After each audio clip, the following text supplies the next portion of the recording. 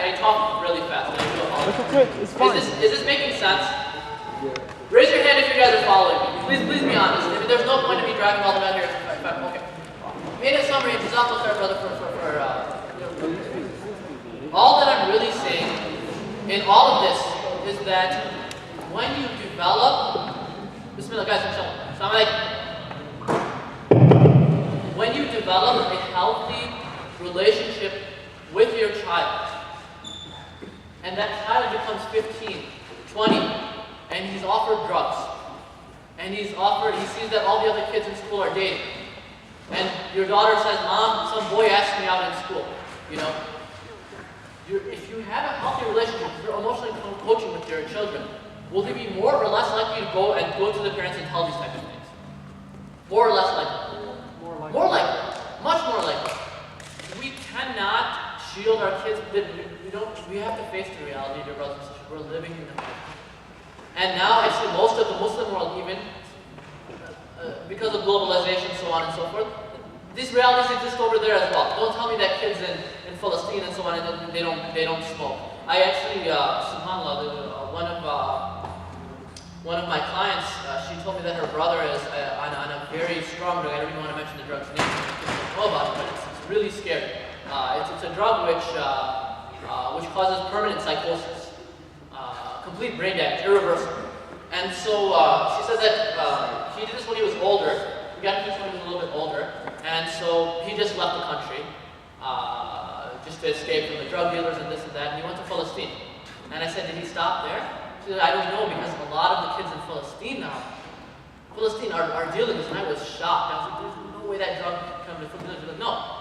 In my village, and this is like in Urdu maybe say gaon, you know, this village, like completely outside of the city, they are dealing with drugs. So the reality is that we can't, bubble our kids and just protect them all. They are going to face some of these things. But my point is, if you develop a good relationship with them, if you develop a healthy relationship with them, they will, inshallah, trust you guys enough, trust you as parents enough to go to you when they're in trouble. So that when these things happen, you'll be able to stop it right then and there. Right? Does that make sense? If you're beating them, do you think they're going to go to you? Of course not. Dad, a guy tried to ask me out today. If dad is beating her all the time, of course she's not going to ask. She's going to ask her friends. And her friends are going to say, he's cute, go with him.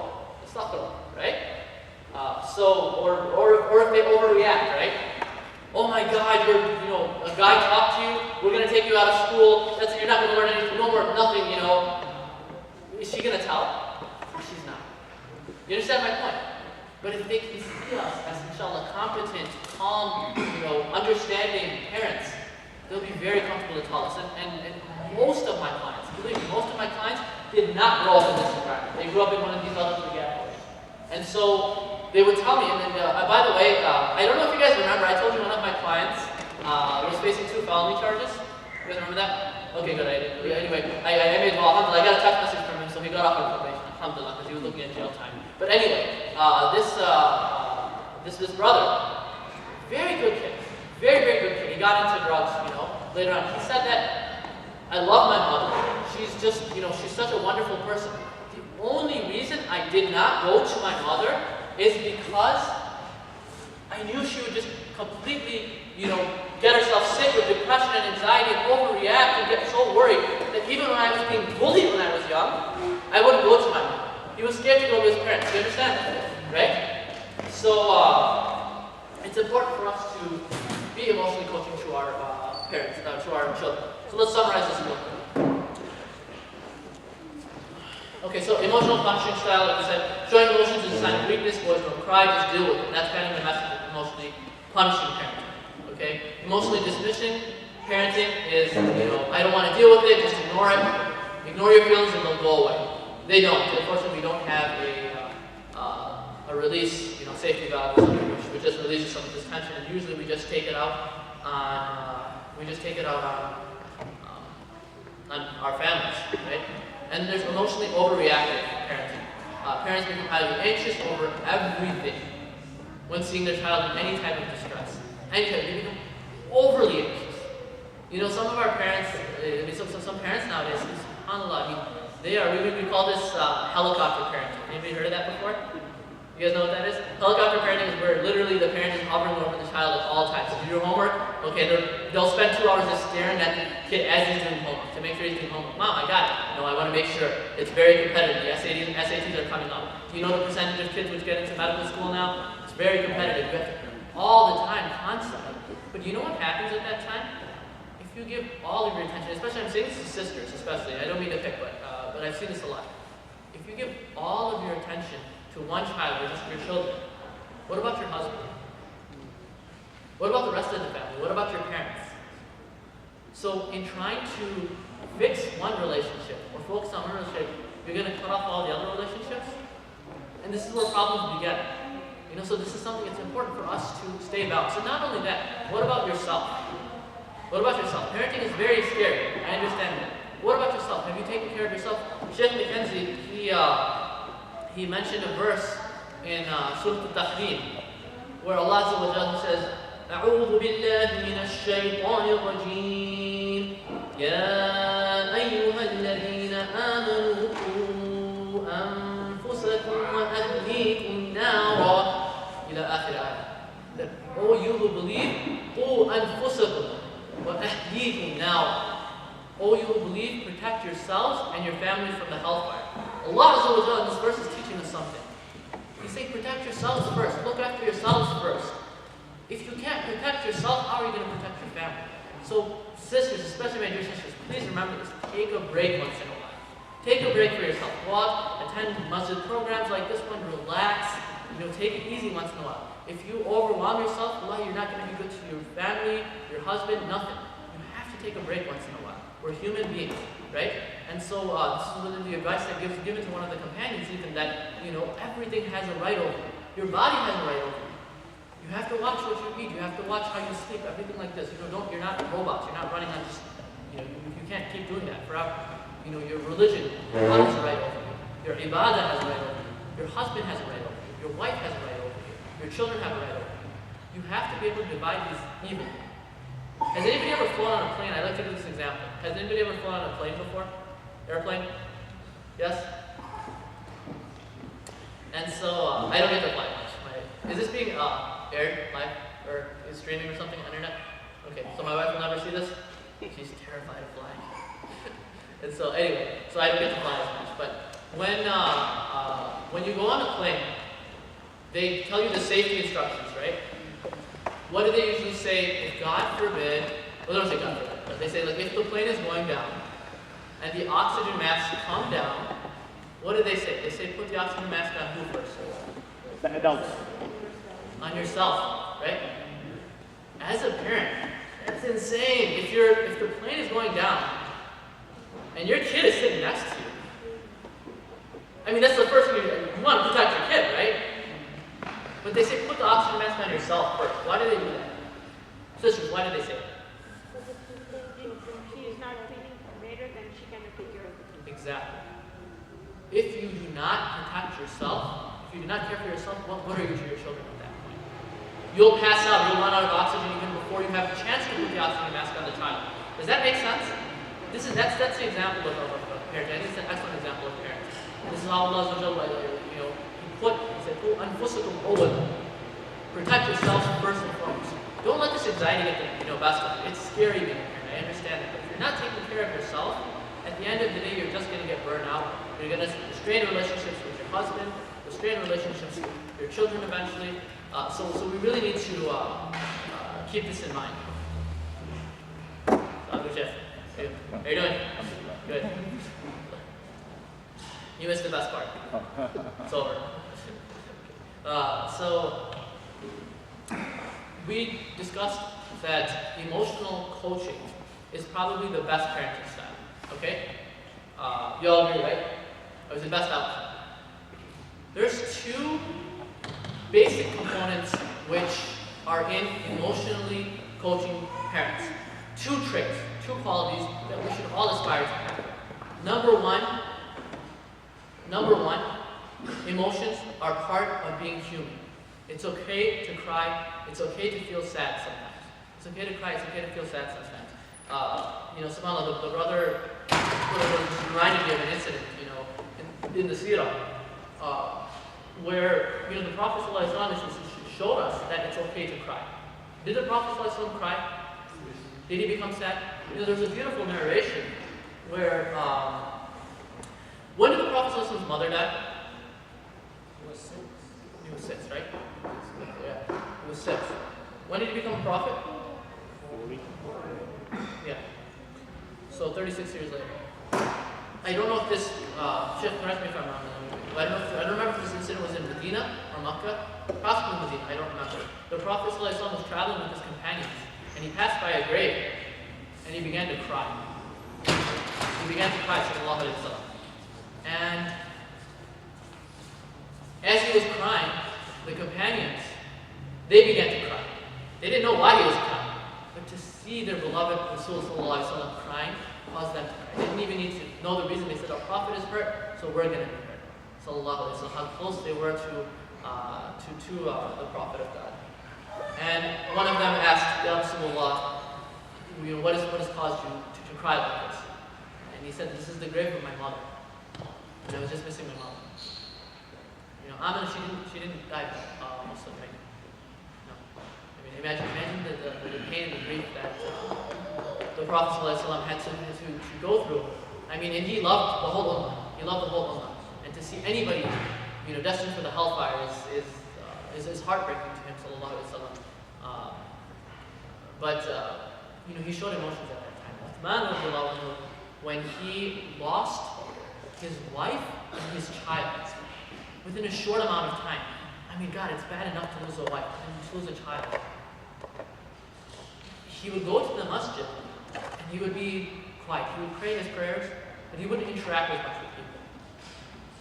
And the Prophet ﷺ noticed this. So he asked him, Ya Uthman, what has made you depressed? What has made you sad? This is Uthman. Can any one of us compare to the Iman of Uthman? No. He was Dhun Nurayn, he was the possessor of two lights. He was one of the companions guaranteed paradise. And yet he became sad, because he's human. And the Prophet ﷺ taught us that it's okay to feel sad. It's okay to feel sad from time to time. It's okay because you are a human being. And does anybody know this narration? Does anybody know the Uthman answer that Uthman gave as to why he was sad? Does anybody know this narration?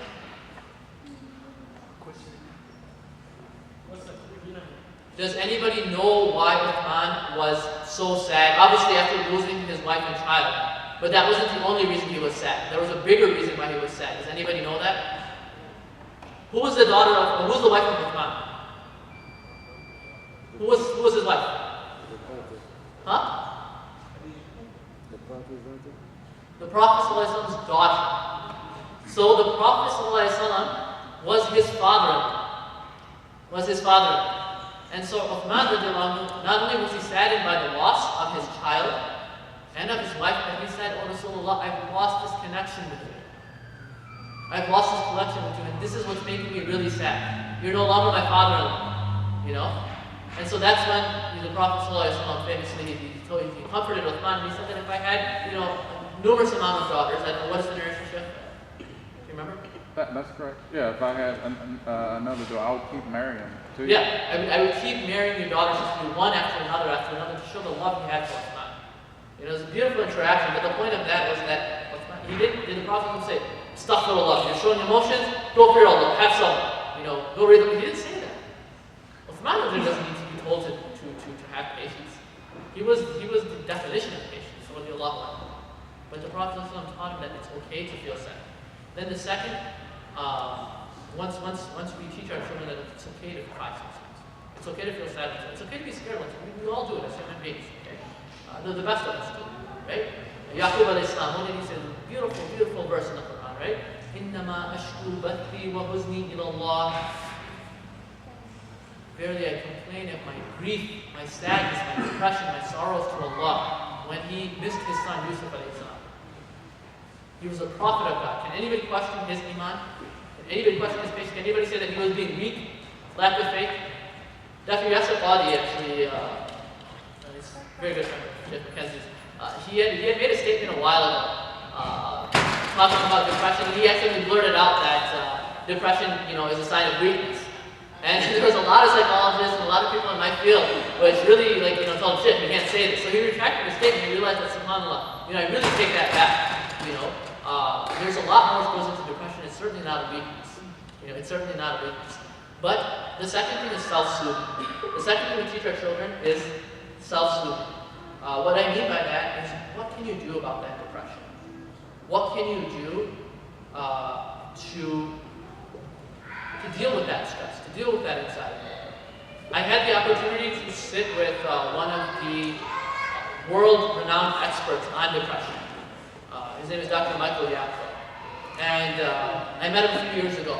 And one of the things that he said is that for all my years of research, and he is the leading expert on depression, he said that the most important thing that somebody who's depressed needs to know is that they have more control over the depression than they give themselves credit for. We call this internal versus external locus of control. What that means is, it's a fancy word for basically somebody who has an internal locus of control. They say that, okay, I'm sad. It's a horrible feeling, but inshallah, there's something I can do about it. There's something I can do about it. I can go to the masjid, I can talk to somebody, I can talk to a therapist, I can read Quran, I can turn to Allah Azza wa Jalla, right?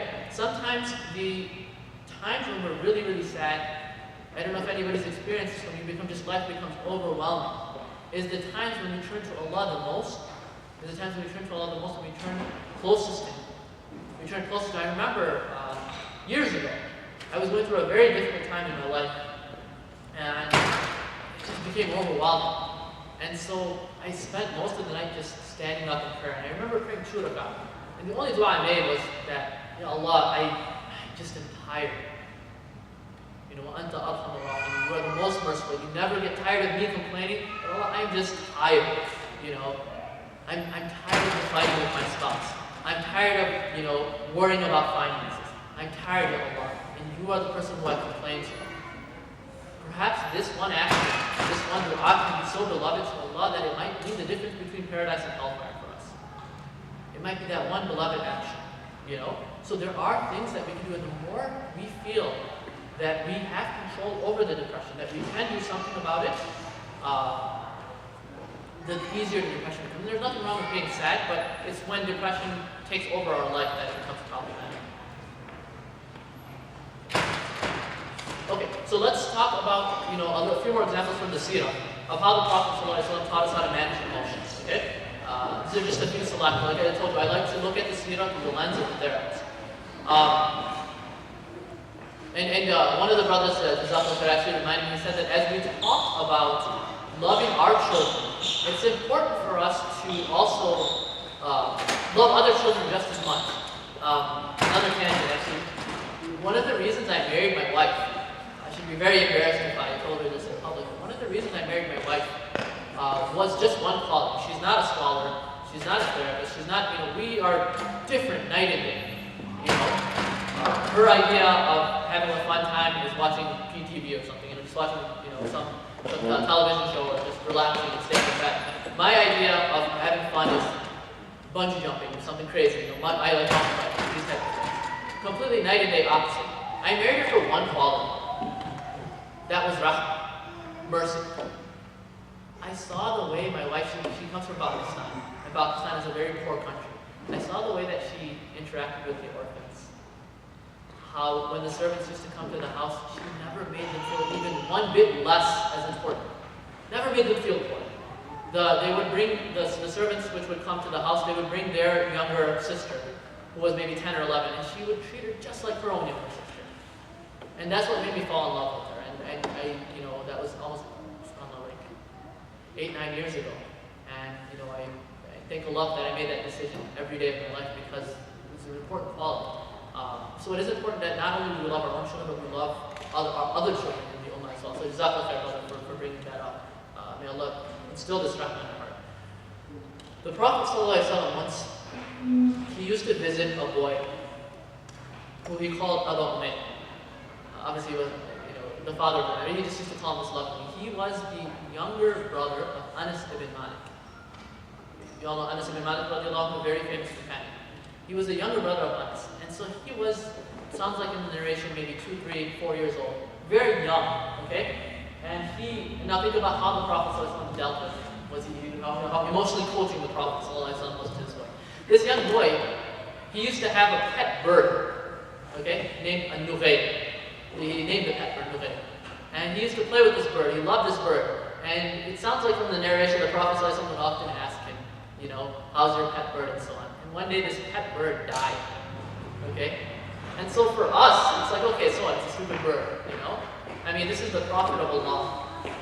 He has the responsibility of leading the Ummah, of teaching us the Quran, of rescuing us from hellfire, of so many important things.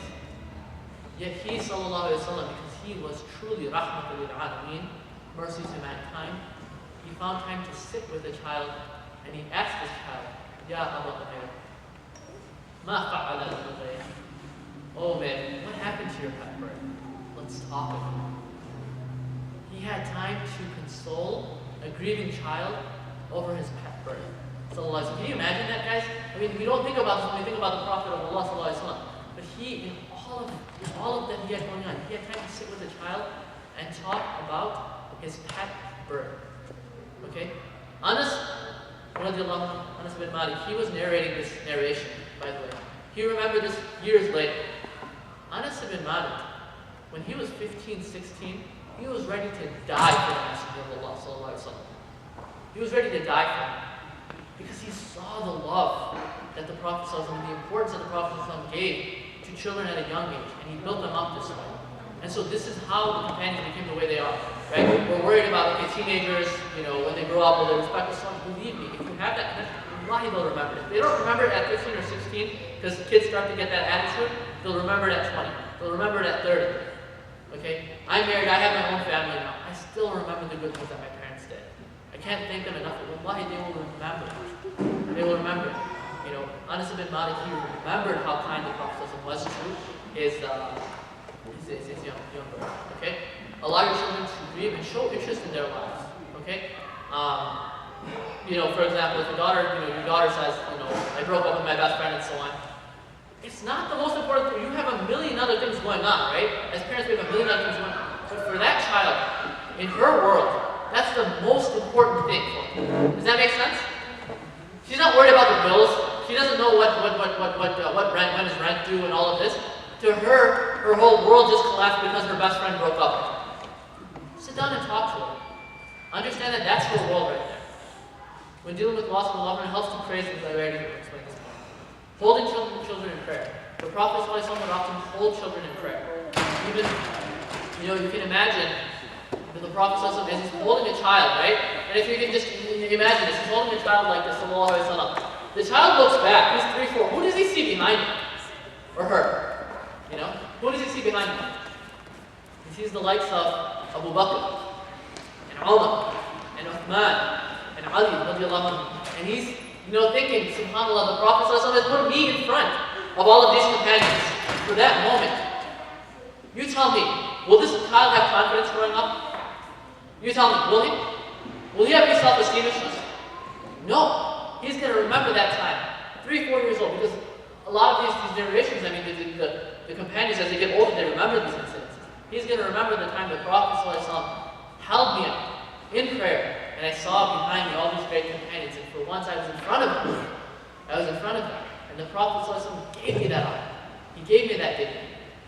This child will, grow up very confident. Praising them. There's nothing wrong with, what is that? It's normal. There's nothing wrong with telling your children that they're beautiful, that they're pretty. Tell your daughters this. She narrates that, one time she went to the Prophet ﷺ. Her and her father went to see the Prophet ﷺ. And she was wearing a yellow dress. Okay? And she was one of the companions. Her and her father, they lived in Abyssinia. And then they came back to Medina. And the Prophet ﷺ, he looked at her dress and he said, Sana, means beautiful, beautiful. What a pretty dress you have. Okay? And get this little kid actually, so then she goes to the Prophet ﷺ, she embraces him, and she starts playing with the birthmark of the Prophet ﷺ. You guys know what is the birthmark of the Prophet? The Khataman, he has a birthmark, sallallahu alaihi wasallam, he had a birthmark. between his shoulder blades, which was an indication that he was a prophet. See, this little girl is actually playing with one of the most significant things in our religion. And the father freaks out. The father got worried. He's like, oh my God, what's my daughter doing? Like sometimes we get so worried when our kids are at somebody else's house and they're playing with the, oh God, you're making. And so he worries, like, stop doing that stuff. And he said, let her be. Let her play. She's a kid. She remembers this much later in life. Now you tell me. I want you to think about, let's relate this down to teenagers, right? That child, when they are constantly giving the message that you're beautiful, you're smart, you're intelligent, look at the good things you do, focusing on your strengths. Okay, this daughter, of yours, when she's 16, 17 years old, when she's 15, and some clown comes up to her and says, hey, you're beautiful, do you want to go out on a date? She'll slap him and say, no, I already know I'm beautiful, you don't need to tell me that, idiot. My parents say that to me all the time. Compare that with a little girl who's never heard it her entire life. Who's never heard it. I've never heard my parents say that. I'm beautiful. Okay? I've never heard my parents express that. I've never seen my parents. They thought it was not proper for somebody to kiss kiss their children and so on. And so she never got this. The first guy, as ugly as he is, when it comes about, it might be the first time she ever hears, you're pretty, you're beautiful. Let's not let that happen to our children. Does that make sense, guys? Let's make our homes an area where our children are confident, are comfortable with themselves, are happy. And as we're trying to work on disciplining them, that we praise them as well. Praise your son that he's applying to med school. That's not an easy task, man. You did a wonderful job, inshallah. May Allah reward you. And inshallah, I hope that when he becomes a physician, he serves this community, inshallah. May Allah bless you and your family, brother. So praise your children. Okay? Environment matters. Okay, we'll briefly go through this. Okay, so know who your children's friends are. One of the brothers was asking about, what do we do with the youth program here, right? You guys have a youth program here? Do you? Yeah. One of the things that I would... Kind of weak, but we have. It's kind of weak. So one of the things I would suggest, just as a practical advice for the youth program, is to have what's known as a peer mentorship program, where you have the youth in charge of the youth program. So you take some of the children, okay, who are very active, dedicated in the masjid, and we have to put our trust in our children because they're going to be the ones which lead the community when we're gone. Okay, so we have to build some confidence in them. Usman bin Zayd, at 18 years old, he was leading the Muslim army. 18 years old. The Prophet ﷺ instilled that confidence in them. Okay? So we have to put some confidence in our children. We have to believe in them. And so what a peer mentoring program would look like is that, each child will be responsible maybe for another 1 or 2 children. Our masjid should be packed with youth. It should be packed with youngsters. And so, each child will be responsible for maybe hanging out with, befriending one or other child. Children look for belonging at this age. Somebody had asked about the whole identity crisis that Muslims are facing. Am I here? Am I there? Let's make them feel welcome in the masjid. However they are. However they are. There's a famous da'i by the name of Usman. I don't know if you guys ever heard of him. I'm a big fan of him. He has an organization called Ta'if. And what he does is he focuses on the youth which are not going to the masjid. And he says, why aren't we calling them here? If I am talking to a crowd of people in hijab and beards and mashallah, they're going for 5 days, I'm preaching to the choir. I want to see the people which have tattoos and earrings and are drinking and this. I want them to come to the masjid and feel that same love that we feel. Okay? And so this helps when we have youth supporting them. Youngsters supporting them, befriending them. That's what, instead of just shoving this on, that's not on down their throat. Let them, come hang out with 1 or 2 friends. Let them feel comfortable, inshallah. And I think that'll make a lot of difference. So Memphis is doing this now. Their entire youth committee is just youth, 19, 20 years old. They call the shots. They're running wonderfully. They're doing a great job. And we're partnered up. I don't know if you know about that shit. They're supposed to be, So if they have any problems, they can always email us. Yeah. Mass and Ekta doing the same thing. That's wonderful. It's a beautiful one. Full basically leader. Youth from like 16 until 22. Absolutely. Okay. So I think I kind of went over this, right? So when it comes to teaching children about Islam, one of the things that I actually learned from my clients is that when we go through difficulty, one of the healthiest coping skills that we can have is to turn to Allah, right? One of my favorite dua in the Quran is the dua of Musa alayhi salam, which I make frequently now, anytime I'm going through hardship. And Musa alayhi salam, we know his story, right? You know, he was a stranger. You know, his mother had to throw him in the river. Then he was raised in the house of Fir'aun, a person which killed babies. Okay. Then he went through this hardship. He was kicked out of his land. He had to flee.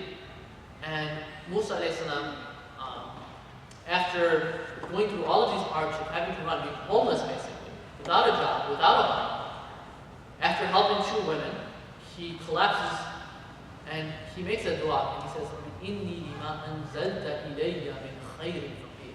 I love this dua. I love this dua. Oh Allah, inni lima anzalta ilayya min khayrin faqir. Oh Allah, I am impoverished. I am desperate. I am completely humbled in front of you for any goodness you can give me. When we reach that state of sadness, and we turn to Allah in this manner, believe me, Allah Azza wa Jal opens up doors you cannot imagine. Shortly after he makes that dua, he finds a job, he gets married, right? All of these great things are happening to Musa alayhi salam. Allah Azza wa Jal tells in another verse to Musa alayhi salam, "Wastana'tuka li nafsi." Oh Musa, I have basically, prepared you for myself, taken care of you for myself. In other words, whatever hardship you went through, Musa alayhi salam, everything that you went through in life was for a purpose. You wouldn't be the person you are today if you didn't go through those hardships, if you didn't go through that sadness. Okay? So we want to teach our children this type of Islam. We want to teach them that when you're in hardship, you can turn to Allah. We don't want to just be caught on the simple things like you have to pray 5 times a day, you have to do this. Of course, this is important, but we want them to, when they grow up, have this connection. Have this connection that, when I'm sad, I can turn to Allah. When I'm sad, I can turn to Allah. And then this is, inshallah, we'll try and make this a goal. Teenage years and beyond. Okay, so, like the brother said, as they get older now, we want to transition from a parenting role to a friendship. Children at this age should be like your friends, okay? You're still the parent, but you discuss things with them. You share things with them. You don't share difficulties you're having with your spouse. Please don't do that. That's the worst thing you do. Do not, I repeat, do not tell, no, a lot of parents do this, and it's horrible for this. Do not tell your daughter or your son that my husband, your father did this, or your mother did this. Don't, that's too much of a burden. Don't put that on. Do not even fight in front of them. Don't even fight in front of them. Don't fight in front of them, but rather, you're talking about their interests, okay? When talking about, somebody had asked about internet use and so on, at this point, they're starting to be adults, right? So sit down with them and set the rules together. Set the rules and the consequences together. Okay, so let's make a schedule. Okay, so let's work on this together. So you want to use the internet for this much time. Okay, but what happens if you break this rule? What's the consequence? Okay, we'll agree on the consequence together. So they're going to be held accountable. You understand? It's not just you which is setting all the rules. They're not going to think that you're Fir'aun or something, right? They'll say that, okay, we're talking about this together. Take interest in their interests. Imam Suhaib Webb, wonderful brother. I lived with him in Egypt actually a few years ago. You all know Suhaib Webb? If you don't know him, he's a wonderful scholar. So, he actually encourages imams and anybody working with you to really understand some of the culture of parenting, so they can understand kind of the environment that they're in. Take interest in their interests. If they play basketball, learn a little bit about basketball. Even sisters, it's not going to, shoot some hoops with your kid. They might make fun of you, but alhamdulillah, take interest in their interests and know their strengths. All parents, they should know what their kids are good at. They should know their strengths and encourage them, and then really facilitate that for them, inshallah. So that's teenage years and beyond. Okay, so practical tips number 1. It's never too late to establish a healthy relationship with your family. Keep a balance, we spoke about this, have time just for yourself and your spouse. How many of you, just by a show of hands, who have children, have a separate time just for their husband or their wife throughout the week? Just a separate time. Show of hands. Anybody? 1? 2? Okay. 3. Okay. 3, really? I don't think it takes too much effort to just take maybe half an hour or an hour out of your week just to go out with your husband. Maybe hour, 2 hours. You have so much on your mind, preparing food for the kids, doing this, doing that. Give yourself a break, spend some time with your husband. Just, once a week, believe me, it'll do wonders for your marriage. do the wonders for your marriage. Just take a little break, you know.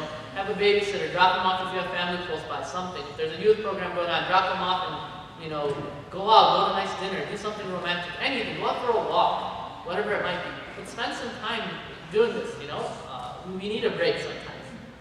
And have some time as well as for yourself. Have some time just for the Quran as well. We should all try and establish a relationship, personal relationship with the Quran as well. And I think it's so important to go out with your son too. Just by Oh, yourself. yes, Forget about wife. Just Okay. you know, my wife always encouraged me like, Yeah. oh come on, go Yeah. lunch with your son or Yeah. you know. You know what? For people which have a lot of children, I know it's hard to keep up with, but it's important for us to have a unique relationship with each child. Each child is different. Each child has their own strengths and their own weaknesses, their own interests, their own personalities. Take some time. I know it's going to take effort, but believe me, at the end of the day, it's worth it. You know, go out with each of your children at least once. You know, mother should go out with the son once, then father should go out with the son, and then mother goes out with the daughter, and father goes out with the daughter. Have time for each of them. You know, even if it's once a month. You know, let that be their time, so that you give time to each child. And the reason you have to do that because sometimes or most of the time the kids feel comfort with his mom more than his dad, or the opposite way. Because sometimes he tell me something, oh please dad, don't tell my mom, you know, I'm just telling you that, you know what I mean? So Right. Okay. Avoid relationship triangles at all costs. So a relationship triangle is basically the scenario that I said. You don't complain to about your spouse to your children. Basically, you're inviting them into your marriage, and they're not your parents. They're not your, marriage counselor, unless you want to start paying them. So let them be children. Don't burden this with them. Like the brother was saying, the most precious thing you can give, especially fathers. I know we have difficult jobs. Some of us travel, so on. Is time. More than anything, the most precious thing we can give our children is time. Don't let your own anxiety dictate the way that you parent. Healthy marriages work together in raising children. And as children get older, your relationship with them should change as well. You're more of a friend and as a support as they get older. And then finally, we say that we pray together and we make this dua. Inshallah, Rabbana hablana min azwajina wa dhurriyyatina qurrata a'yunin waj'alna lil muttaqina imama. Allahumma ameen. And Allah, may Allah bless our households and make these households and our wives and our children the coolness of our lives, the comfort, the thing which we look forward to after a hard day of work. That we see our loved ones and we hug them and we kiss them and we feel happy and comfort. And from all the stress in the world, that we find comfort in them. May Allah make our families a source of comfort and peace and not the other way around. Say Ameen. Ameen. Ameen, inshallah. When I'm stressed sometimes, my kid is very young. This exercise, by the way, brother, that was more for me to learn what to do, so Jazakumullah khair for the advice, because my son is still young, he's not ready. I like to crawl around on the floor with my kid once in a while. I forget all the worries in the world after that, I'm playing with him, and everything just seems to go away. All the sadness, all the worry seems to go away at that time. So may Allah increase the love in our households, inshallah. And like I said, this is the tip of the iceberg. We're just touching on the subject. There's so much more to talk about. The main reason myself and Sheikh McKinzie are here, like I said, is to establish a relationship with you all. We're here. If you have any questions, any concerns, please do email us. Wallahi, I'll feel offended if this community doesn't bombard us with emails. Okay? So please give us emails. If you have any questions, concerns, we would like to have a long-term relationship with this community, and we would love to come back any other time, inshallah. So, what time is prayer? 8 o'clock. Should we do question and answer for a bit, or do you guys want to take a 10-minute break and just go from prayer? What do you guys want to do? Break? We have a question. let's do questions like a Okay, we'll do really brief question and answer, and whatever I don't get answered, we will, you can just email us. Sheikh McKenzie. Sheikh. Anybody have a question? Sheikh. Are you good? You gotta go? Can I borrow you? Please. If I get some tough questions, I'm gonna defer it to Yeah, anybody have questions? No question. Sister Jolan, a question? Someone has a question. Salah.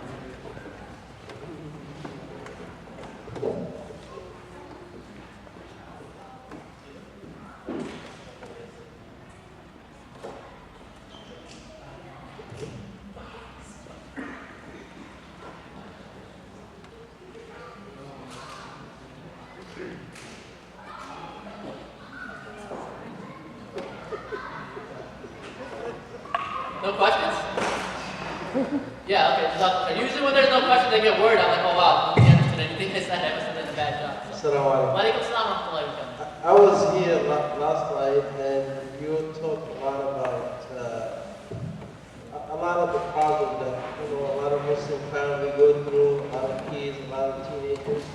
And you give a lot of statistics about it. There is statistic on the other side.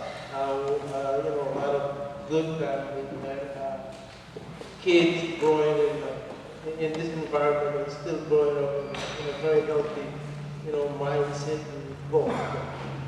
Oh, mashallah, very good question. Actually, I didn't give any statistics because sadly we don't have statistics. We don't do research on this. As a community, unfortunately, we don't know much. I'm hopefully trying to change that. So I will be doing some studies based on my experiences. But just from personal experience, I mean, yes, there are wonderful examples of resilience, of parents which, mashallah, which raise wonderful kids in such a scary society.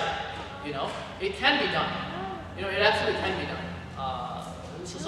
There is. My point here is not to scare you all to death that, oh my God, there's so many scary things in the world. That's not the point. And there's good as well, inshallah. And we have Allah's on our side. We have dua. And inshallah, this goes a long way. Yeah. Anybody else? Yes. How to deal with conflict, because even though you're in a happy marriage, but you're always going to have conflict. So if your husband wants to do something in a way, like, okay, I want to raise my son in this manner, and then the wife is pushing in the other direction. I mean, how do we come to one point where something is Yeah, that is a very important question. So she asked, the sister asked the question, how do we deal with conflict? The husband is pushing one direction, the wife is pushing one direction. Maybe you have different even ideas how to raise the child, right? Or just doing conflict in general, right? How to deal with it. I teach a whole course on this. One of the certifications that I have is specifically on dealing with conflict. It's specifically on dealing with conflict. If you have any question about it, you can email me. It's something which isn't innate. Some of us are not born with it. And it depends on how we were raised to deal with conflict. Okay? So it's one thing is to learn what type of household your husband was raised in, what type of household you were raised in. Maybe the husband was raised in a house where the only way they dealt with things was to yell. Maybe they were raised in a house which the only thing they did to deal with conflict was not talking. Maybe you were raised in a place where you were open to talk with your parents about things. So these all make a difference, to understand that. It's a very, loaded question. I would say it takes education. It takes patience, and do reach out to us, and I would be more than happy to give you articles, tips as to how to actually deal with this. But it's something which we're not born with. It's something which we all have to learn. Does that make sense? I mean, there's no way I'm gonna answer that is a 4 or 5 hour course in and of itself. This is the thing, sometimes kids, they get two different messages. Oh. Like mom is saying this, okay, father can override. So that just makes... You're absolutely right. Yeah, what happens when children are being given 2 different messages, right? And so once you as parents are able to come up with some type of resolution, right? And sometimes it takes taking that time out and actually sitting down and having mutual respect and understanding for each other and saying that, okay, we don't see completely eye to eye on everything, but what's the middle ground? What can we agree on? You want the same message coming from both parents. Yeah. So it will take you sitting down with your husband and actually discussing this is what I feel is important, this is my reasoning behind it. Okay, I want to try to understand why you feel this way is important. And meet halfway. You can email. Anything else? I have a question. Yeah. I was wondering, when you have more than one child and maybe you relate to one child more so than the other easily, personality-wise, like you have your personality similar to one of the children but maybe different than another child. And let's see, how do you embrace that child and maybe they're more difficult without making it look like you're raising one and punishing the other more? Right. Very good. Very good. One thing you could start off by doing is focusing on that child's strengths. There's possible for that child, even though they might be difficult, there might be certain strengths that that child has, which the other child doesn't. So you want to focus on their strengths and let them know that you see that goodness in them as well. Okay? And again, you know, it's good that you recognize that, you know, both your children are not exactly the same, right? You know, give each of them their own, have your unique relationship with both of them. But that's a very just brief advice is to focus on that child's strength. You know, that way they won't feel complex and they'll think that, okay, you know, maybe, you know, mom might get frustrated with me more than, you know, once in a while, but I have this thing over the sibling. You know, mom knows I'm better at this. You know, so he has that confidence. Last question. Almost done with the salah. Yeah. Can you hear me? So here's a difficult question, but so how do you deal with a child? You know, when a boy comes or a girl says, "Dad or Mom, I have a crush on so and so." Do you have a crush on so and so? Okay. Anybody ever encountered a guy? Yeah, it is difficult. First of all, if your child actually tells you that, congratulations, you're doing a wonderful job as a parent. That your child trusts you enough. No, wallahi, I mean that from the bottom of my heart. Your child trusts you enough to actually talk about their emotions and what they're feeling. Okay? You know, at that point, you want to talk to them about, you know, what love really means. You know, you want to talk to them about the difference between infatuation, right? Which is just, you know, I have a crush on this guy, but I really don't know him. Versus actually true love. You know? Have this open conversation with your child, so that they'll know what true love is, and then inshallah when they do get married, they'll have an idea of what that is. But believe me, if your child is telling you that, hey, I have a crush on somebody, you're doing something right. You're doing something right. You should be very proud of yourself when your child does that, because that means that they feel comfortable enough going to you about such a sensitive topic. You know what I mean? So, yeah. When your son asks you that he wants to have a girlfriend, how are you going to handle that? How are you going to tell him? What are you going to tell him? When your son says you have a at some point, you know, he was in a community or a culture, you know, that it's normal to have a girlfriend, boyfriend. So when you're son and you talk about going to man, I want to have a girlfriend, what are you talking about? Right. How are you going to handle that? So that takes a lot of building from beforehand of self-identity, self-confidence in. Yeah, I got you.